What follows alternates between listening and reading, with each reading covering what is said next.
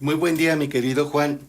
Recientemente, un amigo adicto al ajedrez, y con toda la carga semántica pronuncio el vocablo adicto, eh, eh, me preguntaba que cuál era la etimología de alfil. Eh, y curiosamente, la misma pieza en inglés, todos sabemos, se dice bishop, y bishop significa obispo. Eh, Obispo, ahorita vuelvo con el alfil, viene de episcopo, epi sobre escopeo, mirar, es el supervisor, el que vigila, el que está al pendiente, en este caso de una diócesis, hablando en lenguaje eclesiástico, o puede ser cualquier actividad humana, es un supervisor, obispo, episcopo. Pero vuelvo con alfil. También tiene que ver con un cargo eclesiástico. El alfil viene de un vocablo que se hablaba en la península indostánica, una lengua antigua de la India, y tiene que ver con el elefante. Había dignatarios eclesiásticos de mucho poder, por supuesto estamos hablando de religiones brahmánicas, religiones politeísticas propias del subcontinente asiático. El dignatario demostraba su poder, su autoridad, incluso su majestuosidad montando un elefante. Y no iba simplemente al lomo del elefante, de hecho le hacían como una pequeña habitación en el elefante. Entonces esa pieza mayor del ajedrez que se mueve de manera diagonal y que llamamos en español alfil y que en inglés conocemos como bicho, bueno, en español viene directamente de una lengua ya perdida, propia de la península indostánica y tiene que ver con el elefante. Pero el elefante se asociaba de inmediato con un dignatario, con una persona de enorme poder espiritual y también político. Hace rato, escuchando tu resumen de noticias, mi querido Juan, hablabas de que el hijo de un exgobernador fue detenido cuando iba rumbo a una consulta odontológica, iba a visitar a su dentista. Me han preguntado que por qué muelas del juicio, que si es un juicio donde el fiscal te está acosando y estás a punto de ser castigado por el verdugo, que tiene que ver con el dolor. No, no, no. Estas muelas, los terceros molares, aparecen o se manifiestan en una edad adulta, en la mayoría de las personas, es cuando ya tienes juicio. Por eso en inglés se usa la palabra wisdom tooth, es decir, es la muela de la sabiduría, la muela del saber, la muela de poder tomar decisiones responsables. Siempre me preguntan por estas fechas, cuando hay la posibilidad de una nevada, que cómo se dice, nieva o neva. Y yo les contesto que es nieva. Y que les digo, sigan el verbo. Todos los verbos tienen un paradigma. Por supuesto, en esto y en otros temas hay discusión incluso entre los especialistas. Pero el paradigma del verbo nevar es el verbo temblar. Entonces, yo digo, nieva mucho en la sierra de Chihuahua. Es correcto. Pero el verbo es nevar, no nievar. De la misma manera, el verbo es temblar. Y sin embargo, ya la flexión queda en tiembla. Entonces, nieva en Chihuahua, tiembla en la Ciudad de México.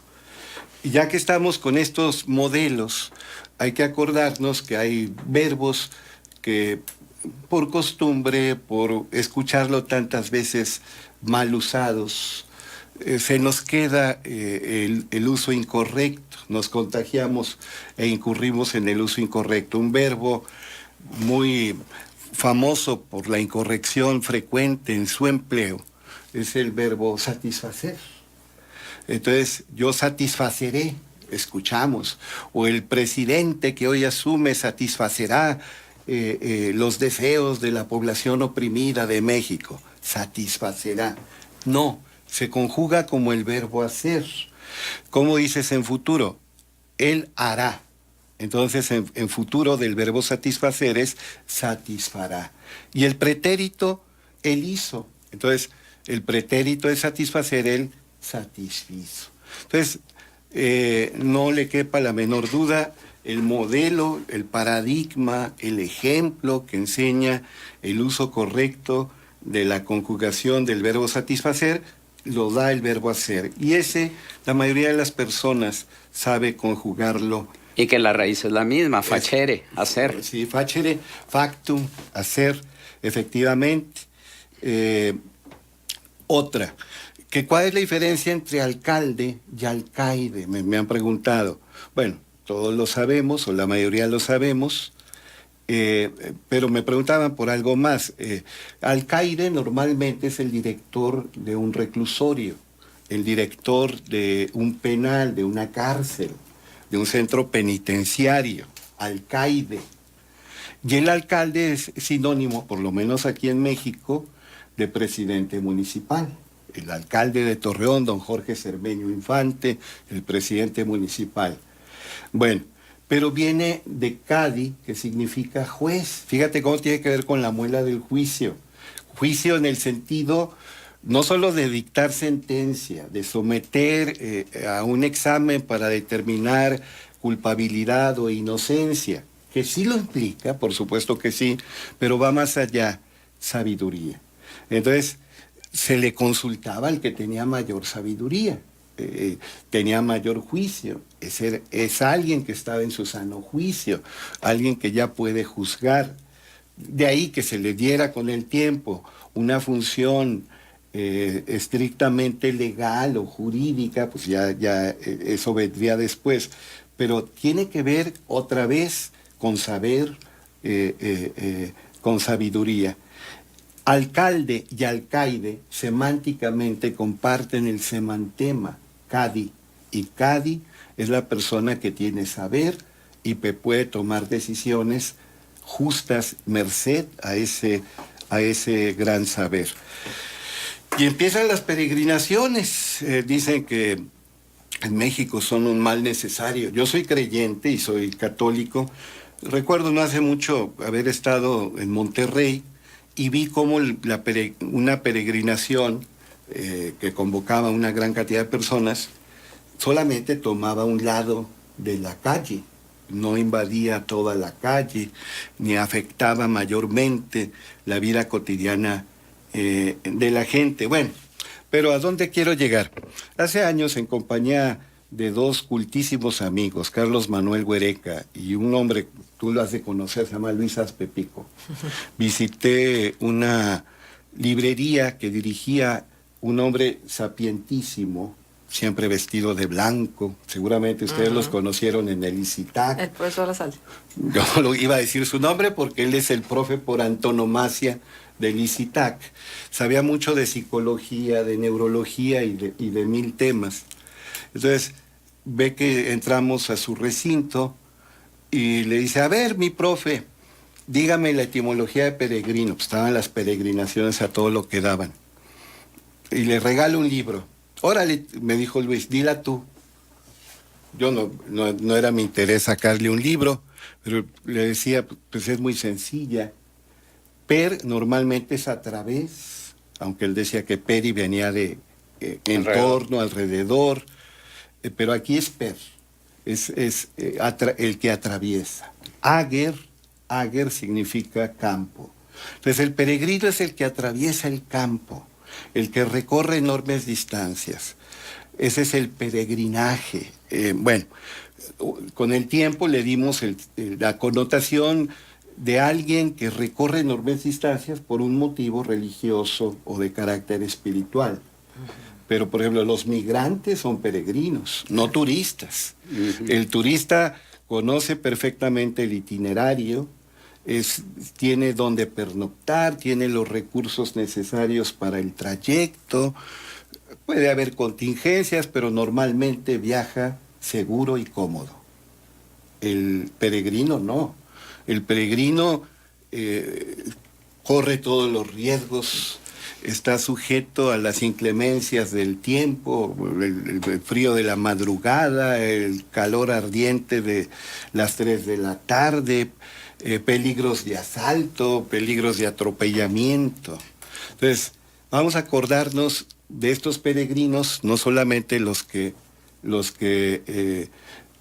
ahora invaden las calles por un propósito religioso, respetable sin duda, sino sobre todo estos hermanos que muchas veces sin sustentos para la vida, es decir, alimentos, agua, medicina necesaria, enfrentan todo tipo de riesgos en estos días.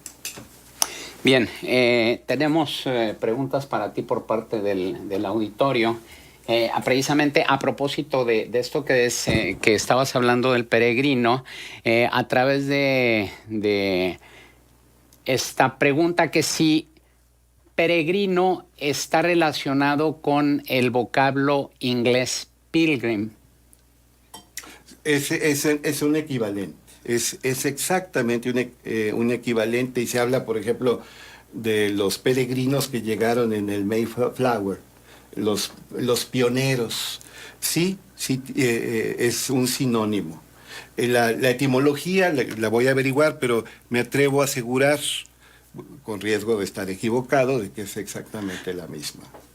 Y para el profesor Álvarez Mesta, la señora Salazar dice, ¿cómo es correcto, gastado o desgastado? ¿Y dónde viene la palabra estufa?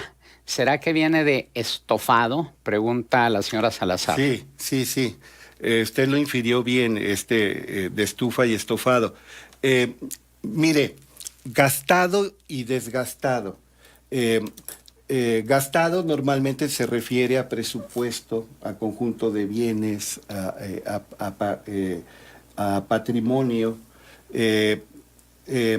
y desgastado, que tiene que ver también semánticamente, tiene que ver con el perjuicio que causa, por ejemplo, la edad, el cansancio, la enfermedad, el abuso, el mal uso. Pero son términos de la misma familia semántica. Por supuesto, no vamos a decir yo desgasté mi presupuesto, yo gasté mi presupuesto. O traigo mi ropa gastada. Lo podríamos hacer, pero queda mejor desgastada en el sentido que ha sufrido deterioro por tanto uso o por los efectos del clima, por 1000 factores. Entonces es correcto decir, ha tenido mucho desgaste. Desgaste físico, desgaste emocional, desgaste incluso intelectual, por supuesto. Sí.